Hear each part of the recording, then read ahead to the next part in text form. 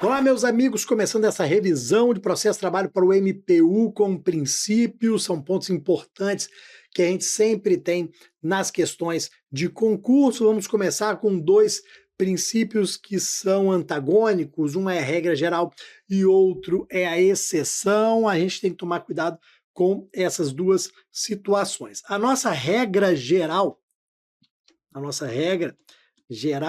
é o princípio dispositivo que está no artigo 2º do CPC, que também é chamado de princípio da inércia. Qual é a regra geral? O juiz não começa processo sozinho, de ofício, não, ele tem que ser provocado, ele espera ser provocado. Como é que a gente provoca o juiz para agir num caso concreto, exercendo o chamado direito de ação? Eu tenho direito de ação, eu tenho direito de ir ao Poder Judiciário, provocá-lo, pedindo para que ele analise aquela situação e decida os meus pedidos. Como é que eu exerço o direito de ação? Através da petição inicial, apresentando a minha petição inicial. Então, o Estado fica de braços cruzados até o momento em que a parte vá provocá-lo, vai retirá-lo da sua inércia, exercendo aqui o princípio dispositivo. Só que nós temos sempre, que eu falo em processo regra geral, é porque existe alguma exceção e as exceções acabam sendo mais importantes do que a regra geral. A exceção ao princípio dispositivo está ali. Nós temos o princípio inquisitivo. Então, o princípio inquisitivo é o oposto, é o contrário, é a exceção ao princípio dispositivo, que significa que o juiz vai agir de ofício. O que significa de ofício? Sem pedido, sem requerimento por ele mesmo. O juiz vai iniciar um processo sem que ninguém requeira. Ele vai agir de ofício ou ex officio, né, como nós chamamos aqui, trazemos a expressão em latim. O que acontece? Qual é o processo que o juiz vai iniciar sem pedido, sem requerimento de ninguém? O processo de execução definitivo. Então, aqui está no artigo 878 da CLT, processo de execução definitiva. O juiz inicia de ofício, execução definitiva. Qual é a ideia aqui, meus amigos? Eu ajuizei uma ação em face do estratégia, pedindo ali horas extras, adicional disso, daquilo, 100 mil reais. Passou todo o trâmite do processo de conhecimento, ou seja, o estratégia foi notificado, compareceu à audiência, apresentou defesa, produzimos as provas, o juiz decidiu, proferiu sentença, recurso, chegou num determinado momento que não cabia mais nenhum recurso, o estratégia não conseguiu reverter a condenação, transitou em julgado. Temos agora coisa julgada, trânsito julgado, decisão definitiva sobre aquela determinada questão. Então, não existe mais dúvida, o estratégia me deve 100 mil reais. Transitou em julgado. O que a gente espera? Que o estratégia efetue o pagamento de forma voluntária. Se ele não fizer, nós vamos precisar do processo de execução. Só que neste caso, o que a gente vai analisar, se o juiz ele pode iniciar o processo de execução de ofício, sem requerimento do Bruno, ou se ele fica esperando de braços cruzados o requerimento, o pedido do Bruno. Vamos lá. Bruno, você tem advogado? Tenho sim. Dr. João da Silva. Então, se o Bruno ele tem advogado, tem que requerer. O Poder Judiciário, o juiz vai ficar de braços cruzados esperando o requerimento do Bruno. Esperando que o Bruno diga, a estratégia não me pagou, quero a execução, a penhora de bens do estratégia em 100 mil reais. Enquanto não tiver esse pedido, o Poder Judiciário continua de braços cruzados. Se o Bruno não peticionar, se o Bruno não requerer, porque o Bruno tem advogado, se ele não requerer, se ele não peticionar, o juiz continua ali. Não vai executar? Não. O Bruno não vai receber? Não. Passados 2 anos, o que vai acontecer? Prescrição corrente. É assim que funciona. Agora, Bruno, você tem advogado? Não, eu vim sozinho com o jus postulante. Lembra do jus postulante, que eu não preciso de advogado? Então, Bruno está com o jus postulante. O Bruno não tem advogado. O que o artigo 878 da CLT, que foi modificado pela reforma trabalhista, que já ficou antiga, mas continua importante, diz? O 878 fala o seguinte, se o Bruno tiver sem advogado, se ele estiver exercendo o jus postulante, você, juiz do trabalho, vai sim iniciar de ofício a execução. Então, não fique esperando. Você, juiz do trabalho, viu que o Bruno não tem advogado, o que você faz? Cite-se o estratégia para pagar, sob pena de penhora dos bens. O estratégia vem, comprova que já pagou, ou então paga, problema resolvido. Olha o tratamento diferente. Mas vejam que o princípio inquisitivo só existe quando a parte está com o jus postulante. E qual é o detalhe que eu anotei ali? A execução tem que ser definitiva. Para o juiz iniciar de ofício o processo de execução, tem que ser execução definitiva. Depois o trânsito é em julgado. Por isso que no meu exemplo eu falei que houve recurso, o estratégia não conseguiu reverter a decisão, transitou em julgado, ela se tornou definitiva. Por quê? Se for uma execução provisória, ela só vai ser iniciada a pedido. Execução provisória somente a pedido. A definitiva, que pode ser de ofício, se a parte tiver o jus postulante. Ok, pessoal? Depois, na sequência dessa nossa reta final, um dos princípios mais importantes que nós temos para a prova. O princípio da concentração dos atos processuais. Artigo 849 da CLT, primeiro traz a seguinte regra. Nós temos no processo do trabalho audiência una. Se nós formos reduzir o processo do trabalho, se nós formos colocar os atos processuais que representam o processo do trabalho, nós teríamos isso daqui. Pessoal, não ache estranho. Você que já vem estudando processo de trabalho, você vai entender. Olha aqui, vamos colocar aqui embaixo. O Bruno apresentou uma petição inicial pedindo a condenação do estratégia ao pagamento de R$100 mil. Próximo passo, notificação do estratégia para comparecer à audiência una no dia tal. Acabou? Acabou. Uai, não tem mais nenhum ato? Não.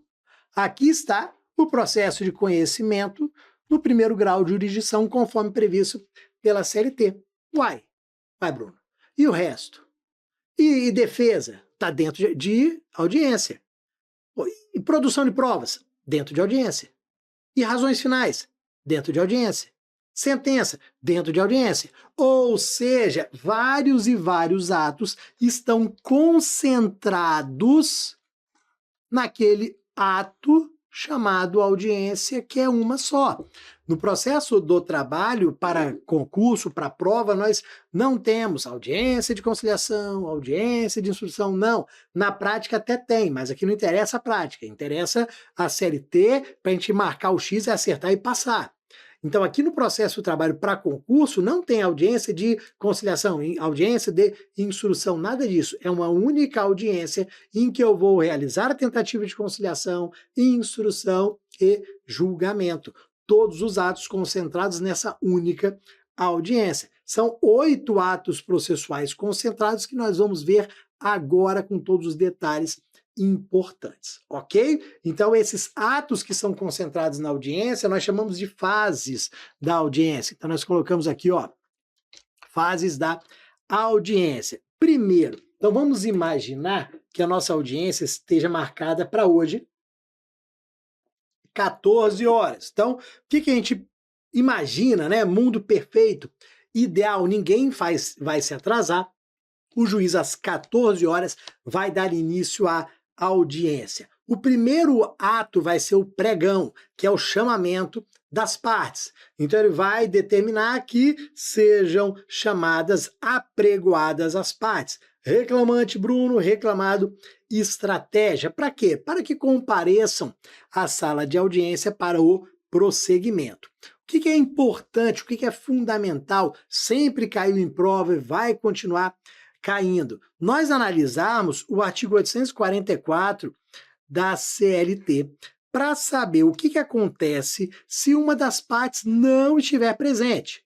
Porque o ideal é que as partes estejam presentes, mas tudo bem. O reclamante não está, não. Faltou. O reclamado não está. Ou ambos faltaram. Eu fiz o pregão do Bruno, reclamante, nada. Bruno não apareceu, não. Fiz o pregão da reclamada estratégia, não apareceu ninguém. Não tem um preposto, não tem um representante de estratégia, ninguém. E eu fiz o pregão, ninguém apareceu, nem Bruno, nem estratégia, ninguém. Quais são as consequências, o que acontece com o processo, o que eu tenho de reforma trabalhista relacionado a isso daqui. Vamos lá, fiz o pregão, o reclamante Bruno não estava presente, nem sinal dele, ninguém sabe. O que vai acontecer com o processo? Arquivamento. O processo vai ser arquivado e ele vai ser condenado ao pagamento de custas processuais. Então, o Bruno não está presente, logo nós teremos o arquivamento do processo, que é a extinção sem resolução do mérito. Fiz aqui tive o arquivamento, a extinção sem resolução do mérito, mais custas processuais. Qual que é a grande pegadinha aqui? A banca vai falar o seguinte, mas o Bruno, ele tem justiça gratuita. O Bruno tem justiça gratuita. Será que ele vai ser condenado ao pagamento dessas custas processuais? Vai. O Supremo disse que vai. O Bruno, mesmo com o benefício da justiça gratuita, ele foi lá, foi condenado ao pagamento de custas. Vai ser mantida essa condenação? Sim. Sabe por quê? Porque a reforma trabalhista trouxe a possibilidade do Bruno apresentar uma manifestação em 15 dias, falando o porquê da ausência dele. Está lá no artigo 844, o reclamante ele tem 15 dias para justificar a ausência. Qual foi a interpretação do Supremo? Se ele faltou, se ele não tinha nenhuma justificativa, se ele tinha um prazo para justificar e não se valeu desse prazo. E aí, meus amigos, o que nós vamos proteger o Bruno? Por quê? Não precisa proteger. Se ele é beneficiário da justiça gratuita, problema dele, ele vai ser condenado ao pagamento das custas da mesma forma. Se ele quiser ajuizar novamente a ação, ele tem que comprovar o pagamento dessas custas. Então, cuidado, porque não precisa proteger o beneficiário da justiça gratuita nessa hipótese específica, ok? Depois, se o reclamado ele não comparece. Se o reclamado não comparece, nós temos revelia. Revelia e confissão em relação aos fatos. Ou seja, nós vamos presumir que os fatos eles são verdadeiros. Nós temos aqui a presunção dos fatos, de veracidade dos fatos afirmados na petição inicial. Então nós vamos presumir que o Bruno prestava horas extras e não recebia, que ele trabalhava depois das 22 horas, não recebia adicional noturno e por aí vai. Qual é a pegadinha? Nem todo fato vai ser presumido verdadeiro diante da revelia. Por quê? Porque nós temos situações excepcionais no parágrafo 4º do artigo 844. Então, o parágrafo 4º do artigo 844 da CLT traz situações excepcionais, em que, apesar da revelia, nós não teremos a presunção de veracidade. Quer ver uma situação simples aqui e importante? O Bruno está narrando na petição inicial que ele trabalhava com agente insalubre. por isso ele deve receber o adicional de insalubridade no grau máximo, que é 40% do salário mínimo. Este fato, ele não pode ser presumido verdadeiro. Mesmo diante da revelia, nós não vamos presumir esse fato verdadeiro. E sabe por quê? Porque ele demanda, ele precisa de prova pericial. A prova pericial, ela é indispensável para verificar se havia ou não insalubridade, se havia ou não periculosidade. Então, mesmo na revelia, nós teremos a produção da prova. Não vamos presumir. Ok? Depois, uma outra situação, um outro exemplo, quando aquele fato narrado na petição inicial, ele for inverossímil.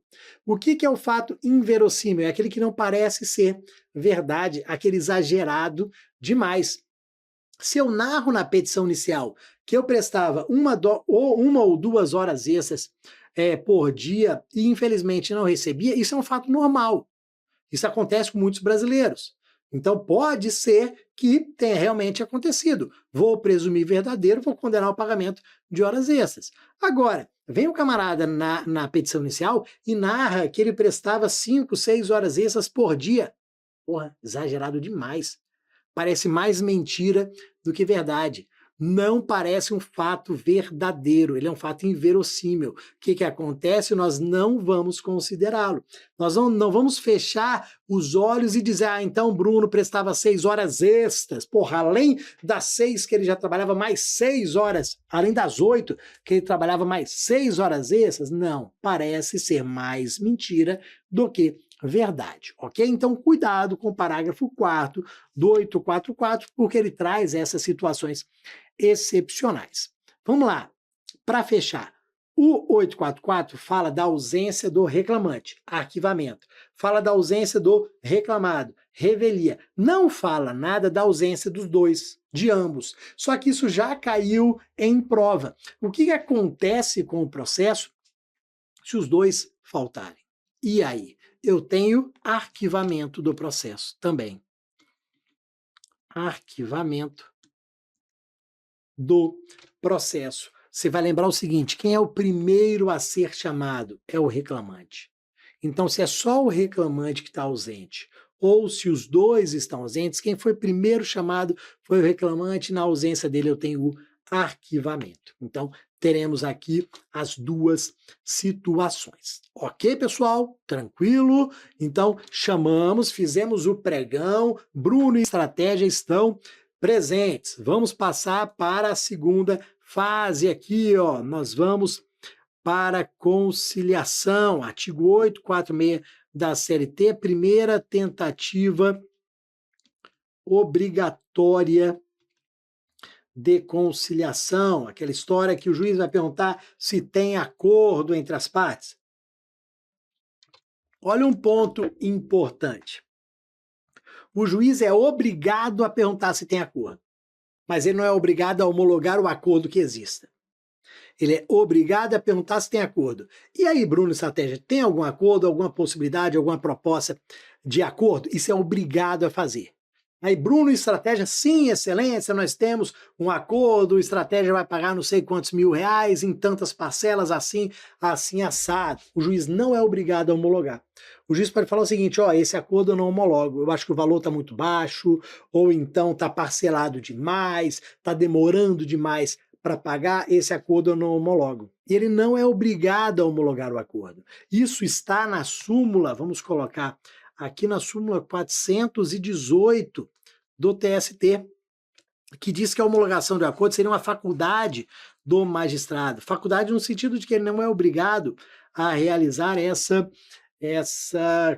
homologação, aceitar essa conciliação entre as partes, ok? Se não tiver acordo, ou se o acordo não for aceito pelo magistrado, a gente vai passar para a terceira fase, que é a fase de defesa do reclamado. O que acontece aqui na fase de defesa? A defesa, ela pode ser escrita ou verbal.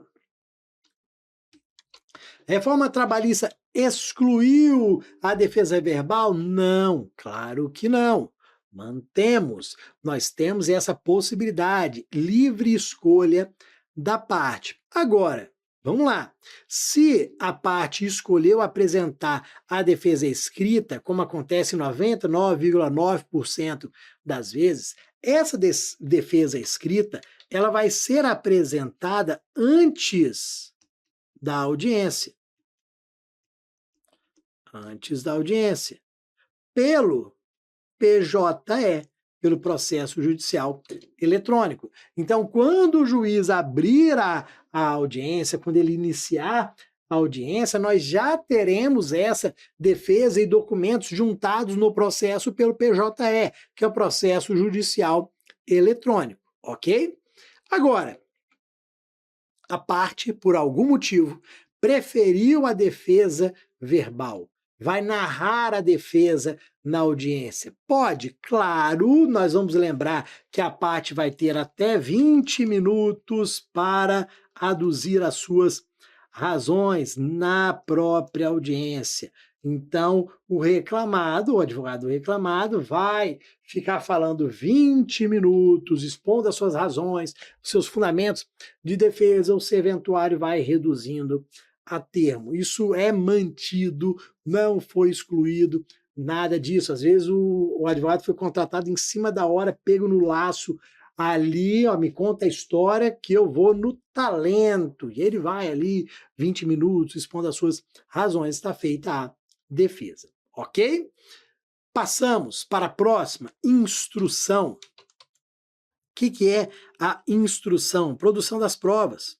Vamos produzir as provas? Sim, aqui nós vamos colocar um processo mais simples, que não precisa de prova pericial, porque prova pericial ela é mais complexa, ela vai fazer com que seja marcada uma outra audiência. Então, só para simplificar e a gente seguir no procedimento, vamos colocar aquele processo trabalhista do dia a dia, de dano moral, de horas extras, de adicional noturno e por aí vai, que não precise de perícia. Por quê? Porque vai chegar nessa parte agora de instrução, de produção das provas, o que vai acontecer? Nós vamos ouvir as partes. Então, vamos ouvir o depoimento do reclamante, do reclamado, vamos ouvir as testemunhas do reclamante, as testemunhas do reclamado e vamos encerrar a instrução.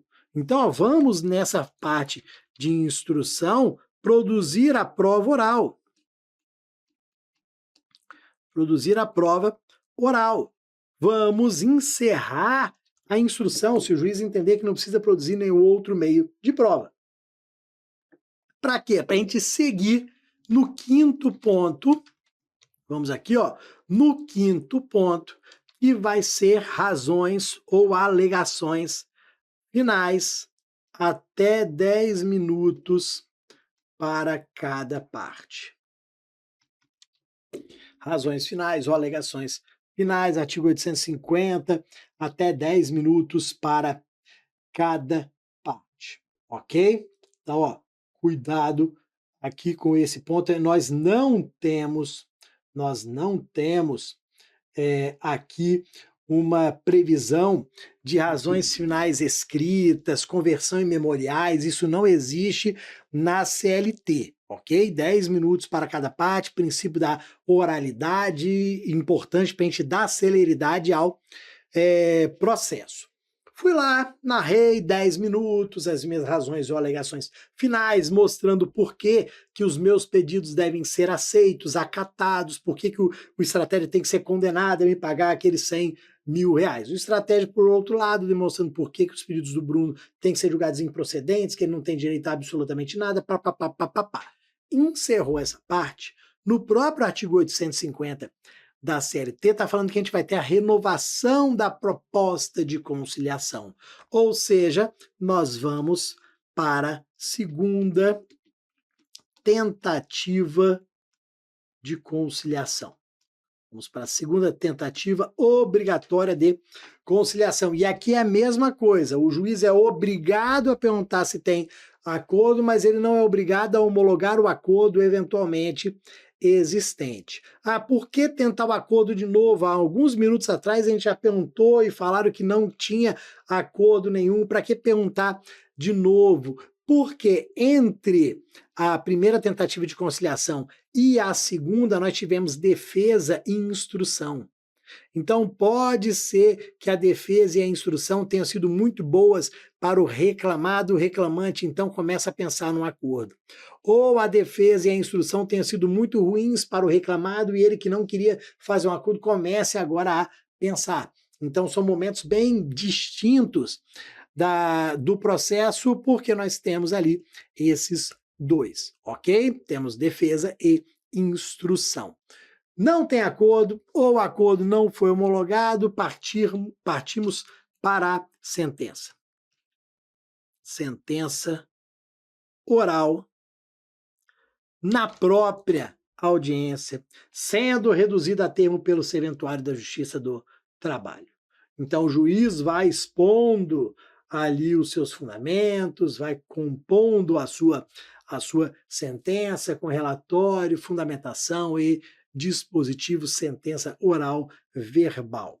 Como o juiz foi proferindo a sentença, eu fui ouvindo, estratégia também foi ouvindo, nós chegamos ao final da audiência sabendo quem ganhou, quem perdeu, por que perdeu. E o que acontece? Nós já sairemos intimados dessa sentença. Então, o oitavo e o último ato, a intimação da sentença. A gente já vai sair desta audiência intimado da sentença. Amanhã é um dia útil, então é o primeiro dia do prazo recursal. Ah, se hoje é uma sexta, exclui a sexta, segunda-feira é o primeiro dia do prazo recursal. Eu não preciso intimar depois via diário oficial, nada disso. Eu já saio intimado daquele ato. Ok, galera? Tranquilo, 8 atos processuais concentrados na audiência. Muito cuidado com os artigos que eu coloquei, porque eles são realmente importantes. Agora, bora lá. A regra geral, eu vou repetir aqui para vocês, é a audiência una. A nossa regra geral é a audiência una. Conciliação, instrução e julgamento, com todos aqueles 8 atos. Só que, por vezes, não tem como nós realizarmos uma única audiência. Por vezes, o que acontece? Nós não conseguimos que a audiência seja una, a gente tem que fracionar a audiência. O que vai fazer com que naquele processo eu tenha 2, 3, 4 audiências. Ah, quantas? Infinitas, vai depender do caso concreto, mas a gente teve 2 audiências, já estou indo para a terceira audiência, já estou indo para a quarta audiência desse processo. Coloquei para vocês 3 situações que geralmente acarretam o fracionamento da audiência. A primeira é a audiência justificada das partes. Toma cuidado com isso. Audiência justificada das partes, ok? Então vejam, houve a primeira audiência. O reclamante pautou essa primeira audiência, só que o processo não foi arquivado, porque tinha uma justificativa. O camarada estava internado, por exemplo. Então, ele estava internado. O que vai acontecer? O que vai fazer? Nós vamos marcar uma segunda audiência. Então, marca uma segunda audiência. Eu não vou arquivar o processo se ele está internado, ou não é culpa dele, por ele teria ido, mas ele passou mal, foi internado. Então, se eu tenho uma justificativa, eu marco uma segunda audiência. Aí imagina o seguinte, marcou a segunda audiência. Antes da segunda audiência, esse camarada passou mal de novo, foi internado de novo. E aí, o que nós vamos fazer? Nós vamos marcar uma terceira. Até ele tá bom para comparecer. Enquanto ele tiver uma justificativa, nós não vamos arquivar o processo, ok? Tranquilo? Depois, o segundo ponto, necessidade de realização de prova pericial. Ó,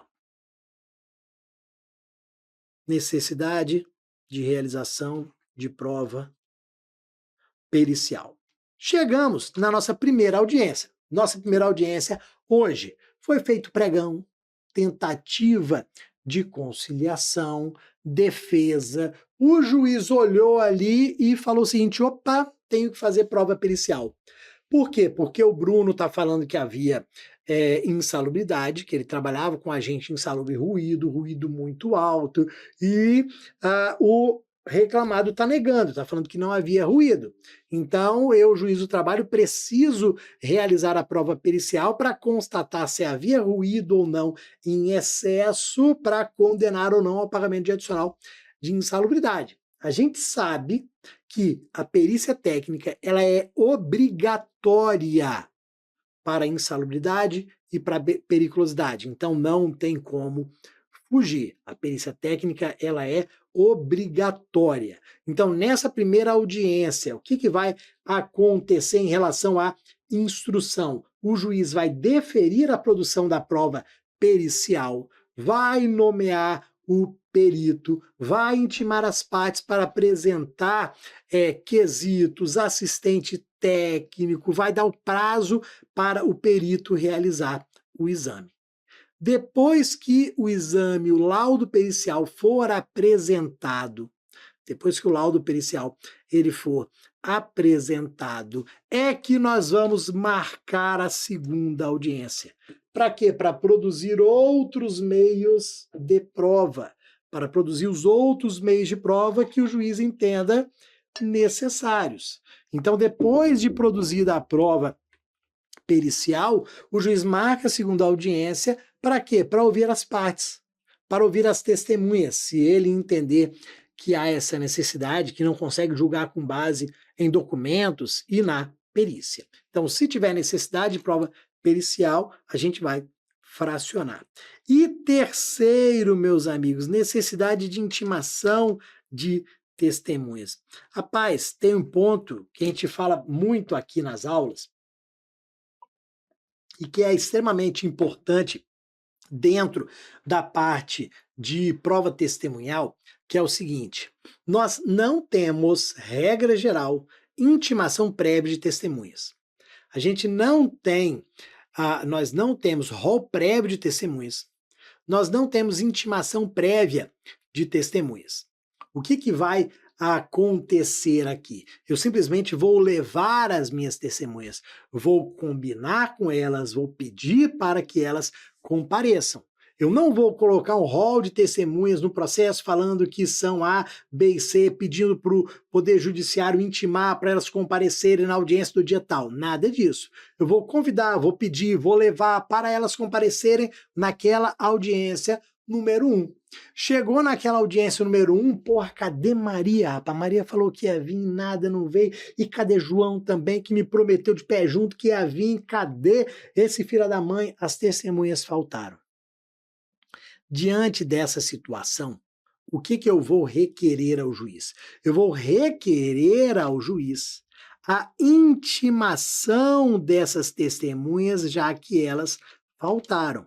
Se o juiz concordar, se o juiz deferir a intimação, ele vai intimar para elas comparecerem à segunda audiência.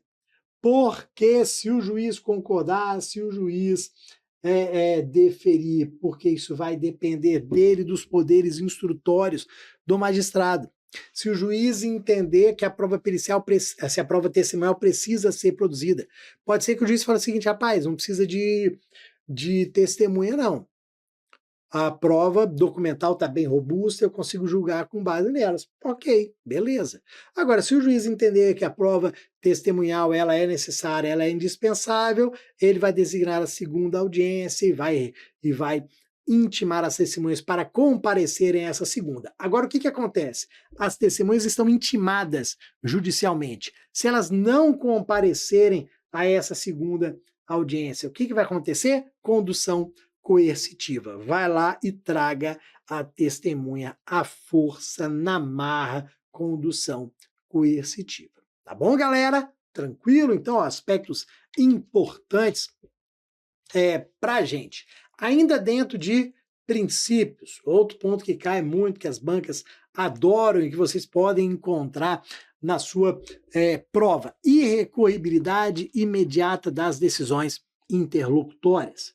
Então, ó, eu tenho aqui a irrecorribilidade imediata das decisões interlocutórias, artigo 893, parágrafo 1º da CLT. O que acontece? A grande diferença para o processo civil é que aqui eu não recorro de decisão interlocutória. Eu não vou interpor um recurso em face de decisão interlocutória que seja contrário aos meus interesses. Totalmente diferente do processo civil. Quando você estuda processo civil, você vê que lá tem o agravo de instrumento. O agravo de instrumento é o recurso que cabe de decisão interlocutória no processo civil. Aqui não, ele tem um outro cabimento. A regra aqui é, se for proferida uma decisão interlocutória contrária aos seus interesses, você não vai recorrer de imediato, você vai esperar, você vai aguardar. Aguardar, você vai esperar o quê, Bruno? Ser proferida a decisão final. Você perdeu só a liminar, por exemplo. Calma, porque daqui a pouquinho vai ser proferida a decisão final, a sentença. Se você perder a sentença, se a sentença também for desfavorável a você, aí você vai interpor o recurso ordinário da sentença. Então espere, essa aqui é a técnica, e recorribilidade imediata. Depois você vai poder recorrer quando for proferida a decisão final? Sim, ok? Qual que é a razão de existência deste princípio? Ó, simplicidade. Simplicidade. Economia. Para a gente não tornar o processo já mais complexo, para a gente não abrir um segundo grau de jurisdição em virtude de uma decisão que não é a mais importante do processo, era só uma decisão interlocutória. A decisão mais importante do processo é a sentença, né, do primeiro grau de jurisdição. Então é para manter o processo mais simples, econômico e rápido, ok? Temos um ponto da reforma trabalhista sobre o princípio? Sim. Ele trata, esse ponto da reforma trabalhista, trata da desconsideração da personalidade jurídica. E desconsideração da personalidade jurídica é realmente um dos temas mais importantes da reforma. Esse artigo 855-A da CLT é extremamente importante. O que é essa desconsideração da personalidade jurídica? Digamos que eu trabalhei para a empresa Alfa, que é uma pessoa jurídica, uma PJ, uma empresa. Tinha vínculo de emprego com ela era minha empregadora. O que acontece? Vou ajuizar uma ação em face de quem? Da empresa Alfa, dessa PJ, ok? Condenação da empresa Alfa ao pagamento de R$100 mil. Qual é o patrimônio que vai arcar com essa condenação? Da empresa, da pessoa jurídica da empresa Alfa. Eu vou lá, tento penhorar bens dessa empresa, não tem. Não tem bens passíveis de penhora, não tem absolutamente nada. Aí eu começo a pensar o seguinte: rapaz, ferrou. Como é que eu vou receber? Não tem dinheiro em conta, não tem imóvel, não tem imóvel, não tem um carro, não tem créditos, não tem nada. Como que eu vou receber desta PJ? Ó, pode ser que você não tenha como receber da PJ, mas, ou seja, da empresa, mas você vai receber dos sócios daquela empresa. Não tem patrimônio da empresa, mas os sócios têm patrimônio para arcar com aquela condenação, com aquele pagamento. Só que qual que é o detalhe importante? Os sócios não são partes nesse processo. Partes, Bruno e empresa Alfa. Os sócios não são partes. Eles não podem, então, ter seus bens atacados. Quem não é parte no processo não pode sofrer penhora nos seus bens. Só que aí eu tenho como trazer os sócios para o processo. Diante da ausência de patrimônio da pessoa jurídica, eu vou trazer os sócios para o processo. Como? Através do incidente de desconsideração da personalidade jurídica, mostrando que a PJ, que a empresa não tem patrimônio e que os sócios teriam patrimônio para arcar com esta condenação. É isso que eu vou fazer, vou trazer vou trazer aqui esta forma de recebimento. Só que onde que entra o princípio aqui da irrecorribilidade imediata das decisões interlocutórias? Se nós pegarmos o artigo 855-A da CLT, nós vamos perceber o seguinte, que existem momentos para essa desconsideração da personalidade jurídica ocorrer. Um deles é no processo de conhecimento. Geralmente, a gente pede a desconsideração lá na execução, mas se eu já sei que a empresa está quebrada, que ela está fodida, que ela não tem patrimônio, no processo mesmo de conhecimento, eu já requeiro a desconsideração para que a sentença já condene a empresa e os sócios, para eu já executar os sócios. Então, no processo de conhecimento,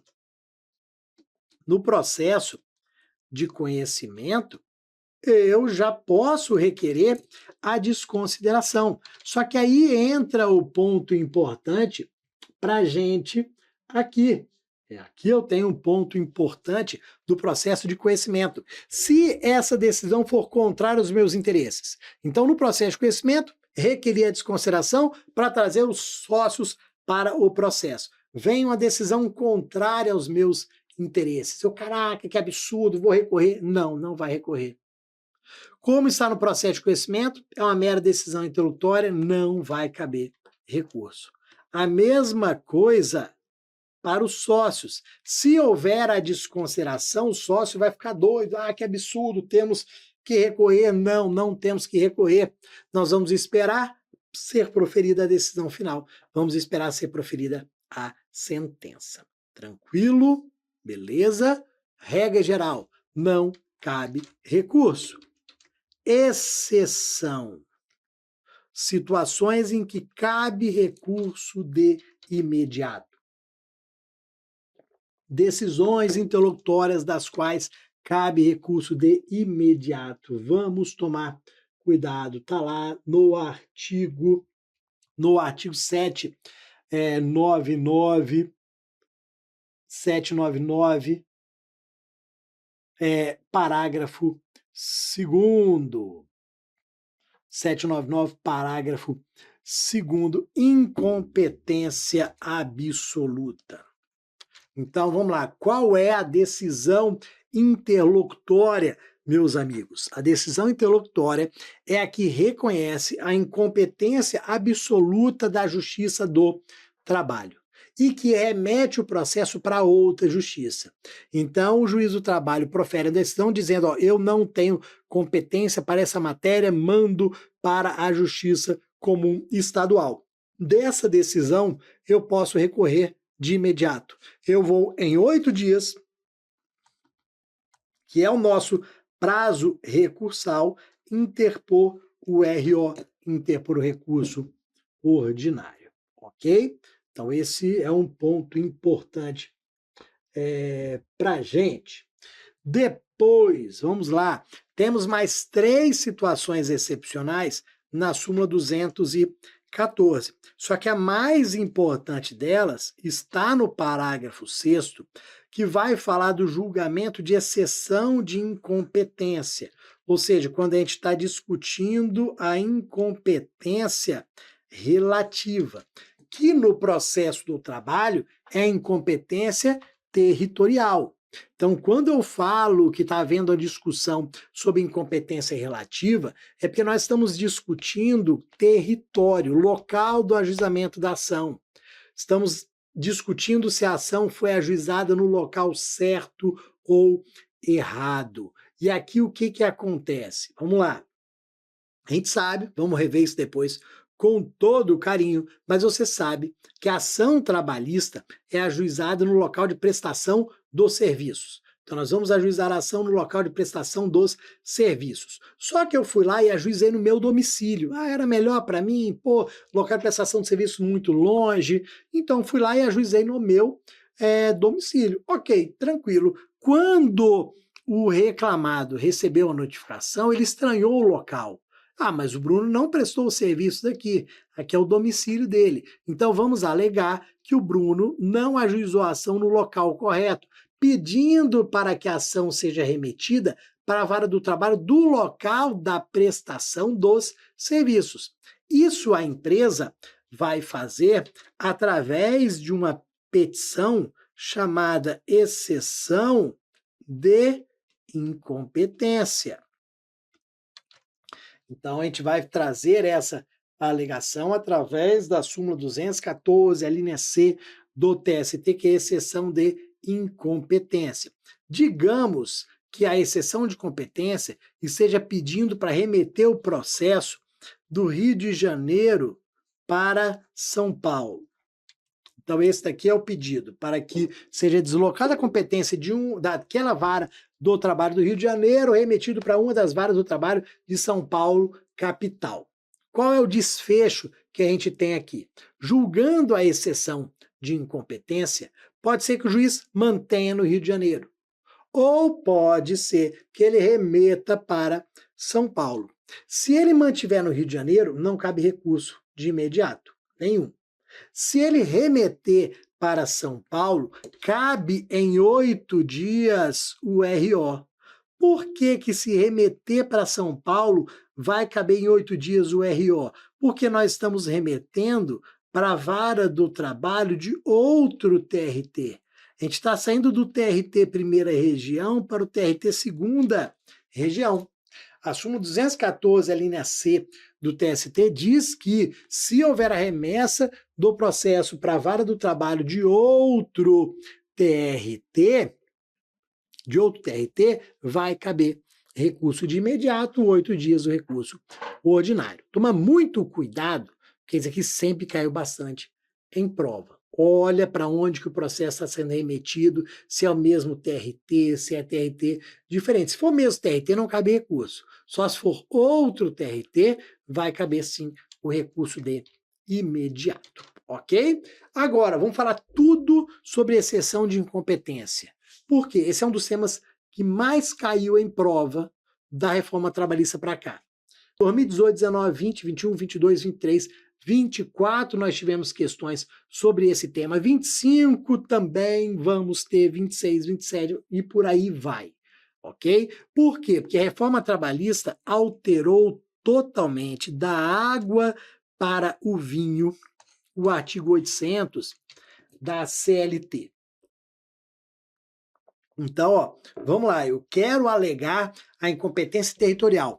Eu, réu, eu reclamado, quero alegar que o autor ajuizou a ação fora do local competente, que ele não ajuizou a ação no local da prestação dos serviços, ok?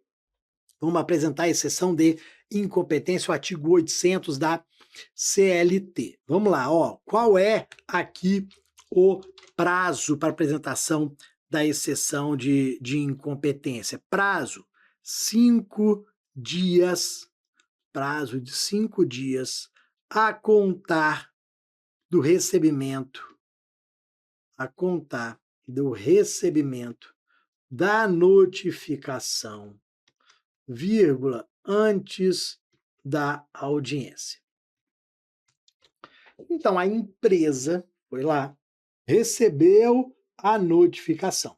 A empresa recebeu a notificação, estranhou essa questão do local, falou, tá errado, ele não prestou serviços neste local, temos que arguir a incompetência territorial. Recebeu a notificação 5 dias úteis para apresentar a exceção. Por que que o artigo 800 da CLT fala em 5 dias a contar do recebimento da notificação, vírgula, antes da audiência? Qual é a pegadinha que as bancas trazem aqui para vocês? Quando, digamos que o reclamado tenha recebido a notificação hoje, ó, local tal, tá errado, a audiência vai ser em abril, por exemplo. Ó, falta um bom tempo ainda para abril. Mas vejam, o prazo não está atrelado, o prazo para apresentar a exceção de competência não está atrelado à data da audiência, não. Está atrelado ao recebimento da notificação. Então, a contar do recebimento da notificação, eu vou em 5 dias apresentar a exceção e isso vai ser antes da audiência. o que eles colocam em banca que está em banca? O que as bancas colocam em questão que está errado, que é pegadinha? Eles falam que vamos apresentar exceção de competência em 5 dias antes da audiência. Não. Se fosse 5 dias antes da audiência, ia ser lá para abril. E não é. Tem que ser agora. Ok? Tranquilo? A partir do momento que nós apresentarmos a exceção de incompetência, a gente vai ter a suspensão do processo principal. Teremos a suspensão do processo principal. Bruno, e aquela audiência lá de abril, esquece, não vai ocorrer, está desmarcada, está suspensa também. Por quê? Porque agora nós vamos iniciar um incidente processual. Incidente processual é como se fosse um pequeno processo. Nós vamos começar um pequeno processo para discutir esta questão do local. Esqueça, por enquanto, horas extras, adicional noturno, dano moral, dano material, acidente de trabalho. Esqueça a ação principal. O nosso foco agora é definir onde a ação deveria ter sido ajuizada.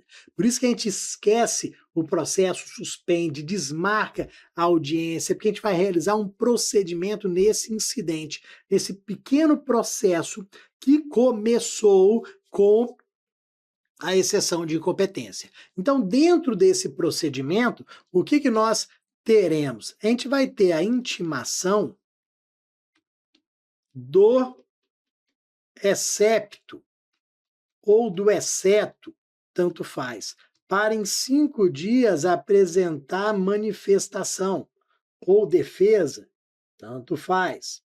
Então, em 5 dias, a gente vai intimar o excepto ou exceto para em 5 dias apresentar manifestação e as provas que pretende produzir.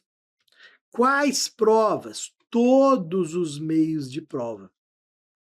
Nós podemos produzir todos os meios de prova. Na exceção de incompetência e na defesa, nessa manifestação, a gente pode juntar documentos. Tranquilo, junta os documentos que a gente tiver. Dá para ouvir testemunha? Dá para ouvir a parte? Dá para fazer perícia? Sim, digamos que a gente esteja alegando que algum documento juntado está falsificado. Então, vamos fazer perícia? Vamos. Todos os meios de prova podem ser produzidos na exceção de incompetência, ok? Para depois o juiz decidir, para o juiz julgar se a ação continua onde foi ajuizada ou se vai ser remetida para outro local. E é aqui que a gente fala da recorribilidade do tópico anterior, da tela anterior. O juiz vai julgar. Ó, vamos colocar aqui.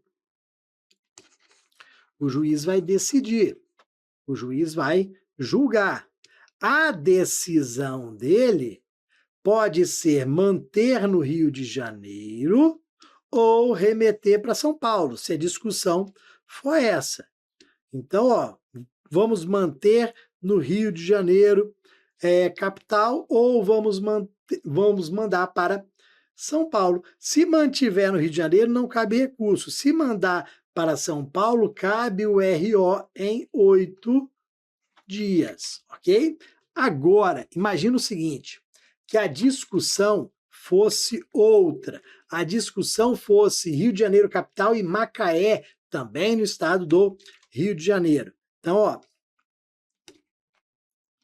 a discussão é se nós vamos manter no Rio de Janeiro capital ou se nós vamos mandar para Macaé também no Rio de Janeiro. Manteve no Rio de Janeiro capital, não cabe recurso.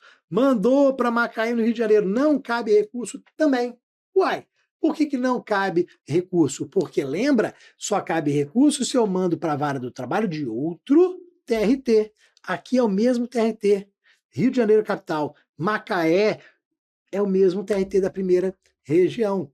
Ah, saiu do Rio de Janeiro capital, mandou para a vara do trabalho de Petrópolis. O mesmo TRT, não cabe recurso, ok?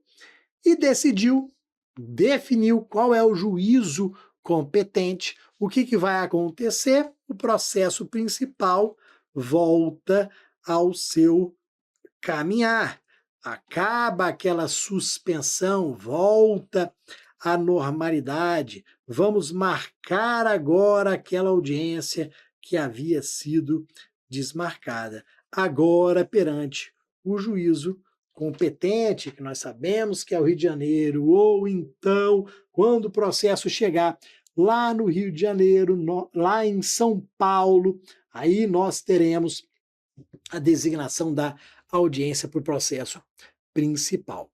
Essa tela, pessoal, é sempre uma grande aposta para as provas, de tanto que isso caiu. Ok? É um dos temas mais importantes, das mudanças mais bruscas da reforma trabalhista, então é extremamente importante para a gente essa tela. Tá bom? Depois, bora lá, na sequência, outro ponto importante da reforma sobre a competência da Justiça do Trabalho. Nós incluímos na competência da Justiça do Trabalho, artigo 652 da CLT, a homologação de acordo extrajudicial. Então, a Justiça do Trabalho tem competência para realizar a homologação de acordo extrajudicial e os requisitos, procedimentos estão no 855B da CLT. Então, o que acontece? Só para a gente deixar bem claro, é uma aula para a gente tirar dúvidas, para a gente entender tudo. Existem dois tipos, duas espécies de acordo, o judicial e o extrajudicial. O que é o acordo judicial? Aquele que é feito numa ação trabalhista em curso. Uma ação que foi iniciada com briga, com contenda. O Bruno ajuizando a ação em face do Estratégia, pedindo a condenação dele ao pagamento de R$100 mil. Aí no curso desse processo é feito um acordo. Só que como já tem uma ação em curso, ele é um acordo judicial, que depende da homologação do juiz. A gente sabe que o juiz não é obrigado a homologar, mas esse é o judicial. Inicialmente não tinha acordo, foi ajuizada uma ação trabalhista, no meio da ação é que surgiu esse acordo que foi homologado, o processo foi extinto. Agora, no acordo extrajudicial a gente não tem briga. A gente está indo ao poder judiciário, mas não existe briga. É o que nós chamamos de jurisdição voluntária, diferente da contenciosa. Contenciosa é normal, tem briga, pancadaria para lá e para cá. Aqui é a jurisdição voluntária, não tem nenhuma briga. Muito pelo contrário, nós já sentamos e nos acertamos, já houve um acordo. Então eu saí do Estratégia, achava que tinha direito a receber não sei quantos R$1.000, fui lá, sentei, conversamos, o estratégia falou, não, tudo bem, a gente sabe que você tem direito sim, então vamos tentar fazer um acordo aqui, quanto que você quer, 100, 80, 90, tá, papá, fechou em 70, pá, mas tem que ser 5 vezes, de 14, não, beleza, ok, fechamos, ó, acordo pronto, aperta a mão, pá, R$70 mil, 5 de 14 mil, datas tais. Ok. O que a gente vai levar, o que a gente vai fazer agora para a gente ter uma segurança jurídica? Vamos levar esse acordo para o Poder Judiciário homologar. Para o Poder Judiciário falar que esse acordo ele é válido, para ele chancelar, para ele dar o ok neste acordo. Esse que é o procedimento de homologação de acordo extrajudicial. A gente já leva o acordo pronto. Ó, não tem briga nenhuma. Ok, judiciário, aqui está, nós chegamos a um acordo. Tanto que nós não temos petição inicial, notificação e defesa. Não. As duas partes redigem uma petição inicial. Esse procedimento, ele tem uma petição inicial, não tem notificação, não tem defesa, porque as duas partes assinaram a petição inicial conjunta. Então, apresentaram um acordo, o juiz vai analisar e vai decidir, ok? Olhando o 855B da CLT, o que nós temos em relação ao procedimento, aos requisitos? Primeiro ponto, que já está na tela para vocês, ó, não aplicação do jus postulante. Não cabe jus postulante. Ou seja, não adianta você tentar a homologação de acordo extrajudicial judicial sem advogado, não vai dar certo. Você tem que ter um advogado. Veja que a reforma trabalhista, ela não excluiu o jus postulante, não, mas ela restringiu, isso é normal. Aos poucos, o legislador ele não vai excluir, mas ele vai começar a restringir o jus postulante, não pode aqui, não pode acolá. Então, ó, não aplicação do jus postulante. Aqui, advogado obrigatório. ADV obrigatório, ok? Mas vamos lá, não pode ser advogado comum. Como assim? Não pode ser o mesmo advogado para as duas partes. Então, o Bruno tem que ter o advogado dele, o Estratégia, o advogado dele. Os advogados têm que ser distintos. Não pode ser um advogado representando as duas partes, ok? Então, ó, impossibilidade de advogado comum. Advogados têm que ser diferentes, isso é um requisito de forma, senão não vai homologar, ok? Então fizemos aquela nossa petição inicial conjunta, redigimos, juntamos os documentos, ajuizamos. Agora, qual é o procedimento? Dentro desse procedimento que nós falamos que não tem notificação, não tem defesa, o juiz ele vai, no prazo de 15 dias, realizar uma dessas condutas aqui. Então, no prazo de 15 dias, o juiz ele vai analisar aquele pedido e vai sentenciar, vai decidir. Então, ele vai analisar e vai sentenciar e vai decidir. Pode ser que ele homologue, realize a homologação, ou não realize a homologação. O sentenciar ali significa decidir, homologando ou não, ele tem os dois caminhos. Então, ele analisa e sentencia, ok? Direto. Só que pode ser também que o juiz analise e fale, rapaz, eu gostaria de ouvir as partes. Vou marcar a audiência. Ele marca a audiência para ouvir as partes, para depois decidir, para depois sentenciar. Então, no segundo procedimento, ele vai designar a audiência e depois vai sentenciar, homologando ou não homologando. Mesma coisa, vai depender se o juiz quer ouvir as partes ou não, quer conversar ou não com as partes, tirar alguma dúvida. E aqui eu lembrei, fiz questão de lembrar, mas nós já falamos isso lá atrás, que o juiz pode não homologar. Seja o judicial quanto o extrajudicial, a súmula 418 diz que ele não é obrigado a realizar a homologação. Nesse acordo extrajudicial, só um exemplo.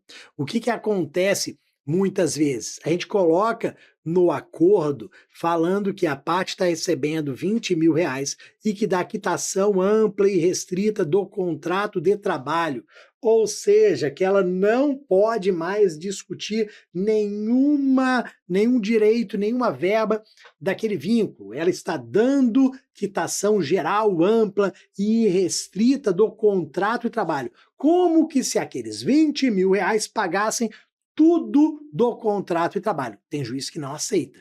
Ele fala, ó, não homologo, não realizo a homologação. Então, seria um exemplo ali. Grande pegadinha, pessoal. Vamos lá.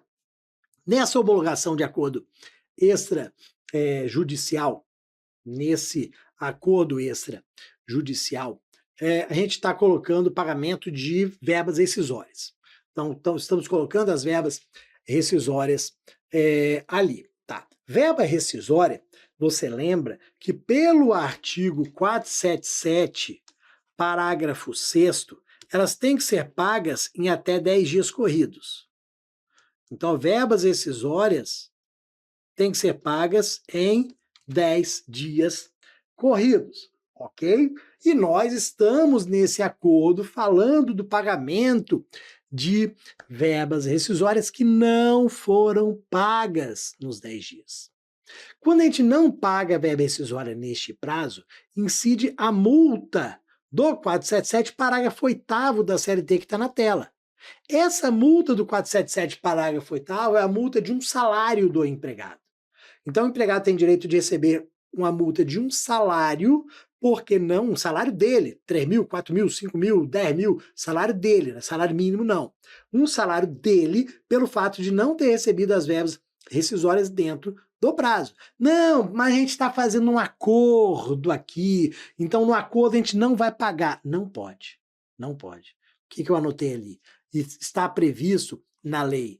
O procedimento não afasta a multa do 477. O procedimento não afasta a multa continua sendo devida, meus amigos. Ó, continua sendo devida aqui da mesma forma, ok? Então, ponto importante aqui para ela, ok? Depois, ó, suspensão do prazo prescricional. A gente está vendo aqui que existe um prazo. Pô, imagina que a gente deu início nesse procedimento de homologação de acordo extrajudicial no finalzinho da prescrição bienal. Finalzinho. Rapaz, eu tô com medo. Por quê? Vai que o juiz não homologa. Eu teria que ajuizar a ação. Será que daria tempo?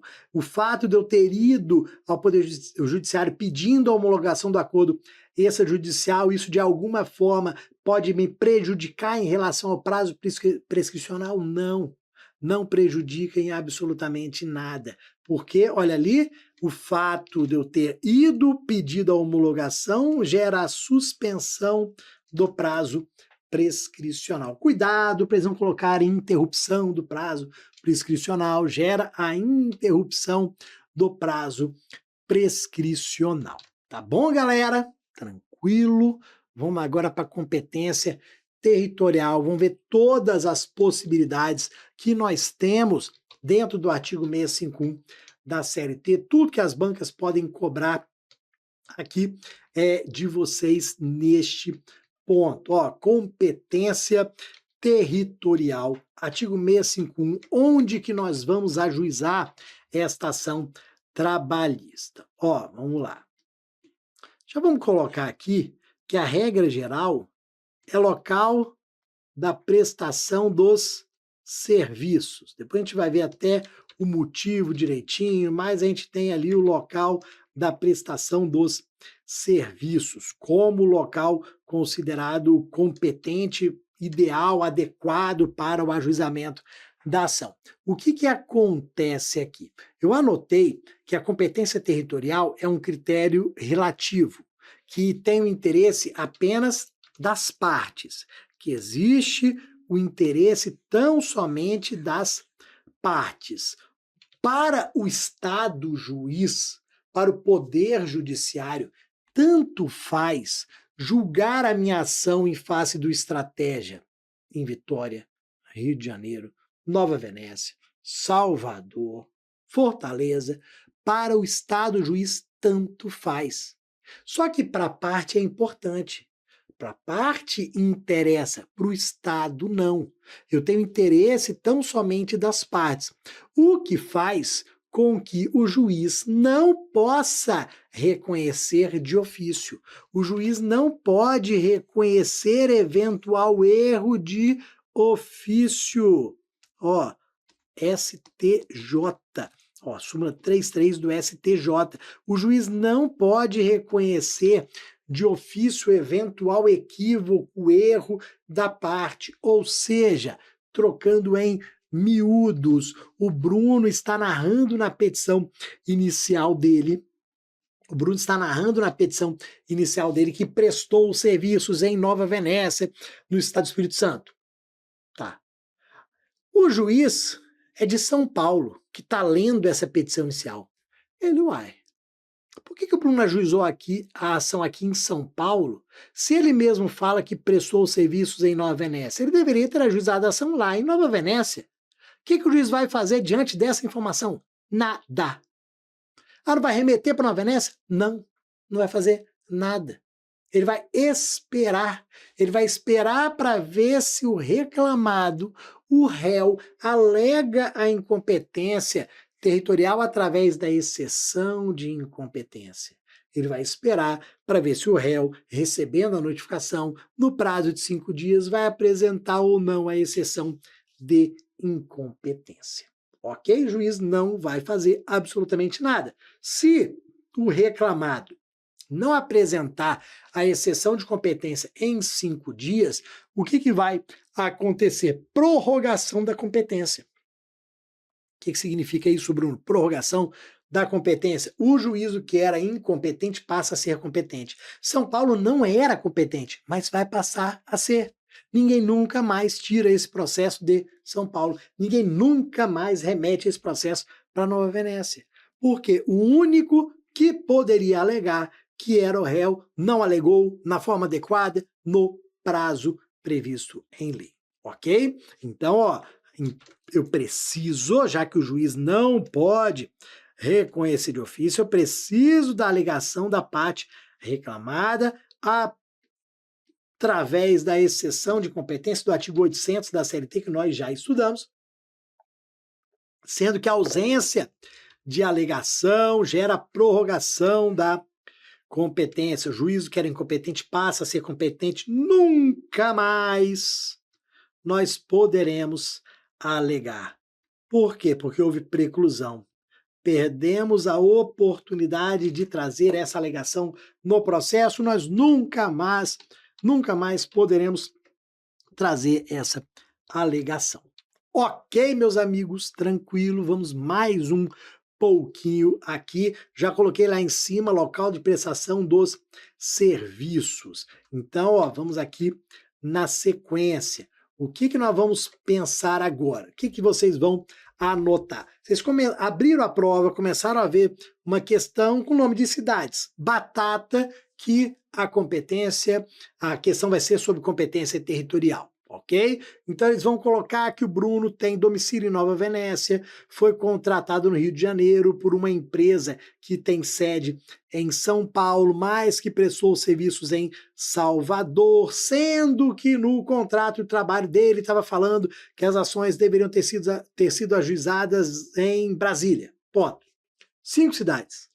Domicílio, local da contratação, sede da empresa, local de prestação dos serviços e foro de eleição que estava no contrato de trabalho falando que as partes deveriam ajuizar a ação perante Vara do Trabalho de Brasília. O que a gente vai fazer? Domicílio, tchau.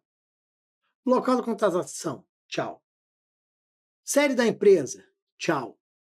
Foro de eleição, tchau. Fica só, como eu já havia falado, local de prestação dos serviços. Cláusula de eleição de foro não vale. Essa cláusula de eleição de foro, ela não se aplica no processo de trabalho. Está na Instrução Normativa 39 de 2016 do TST. Cláusula de eleição de foro é nula de pleno direito. Nula de pleno direito significa que ela não vai produzir efeito algum. E por que ela é nula de pleno direito? Porque ela é uma cláusula que está num contrato típico de adesão, que é o contrato de trabalho. Quem redige o contrato de trabalho é o empregador. E a cláusula de eleição de foro, ela é incluída pelo empregador no seu benefício, no seu interesse, para dificultar o acesso à justiça do trabalho pelo trabalhador. Então, como é uma cláusula só para prejudicar o trabalhador que só podia aderir ao contrato, ela é nula de pleno direito, ok? Então, ó, por isso que eu falei, nós vamos eliminar num primeiro momento local do domicílio, local da contratação, sede da empresa e foro de eleição, para ficar simplesmente o local de prestação dos serviços, por mais longe que seja, por mais longe que o trabalhador esteja, é o local da prestação dos serviços. Por que o legislador escolheu o local da prestação dos serviços, meus amigos? Ó, motivos para a criação da norma. Estamos pensando nas provas, na produção das provas. Ó, estamos estamos aqui olhando para a produção das provas. Vamos lá. O Bruno tem domicílio em Nova Venécia. Ele prestou serviços em Salvador. Por que eu tenho que ajuizar a ação lá em Salvador? Porque eventuais documentos estão em Salvador. Se tiver que fazer uma busca e apreensão de documentos, eles estão em Salvador. Onde estão as testemunhas, as pessoas que trabalharam com o Bruno, provavelmente estão em Salvador. Se tiver que fazer uma perícia no local de trabalho, vai ser em Salvador.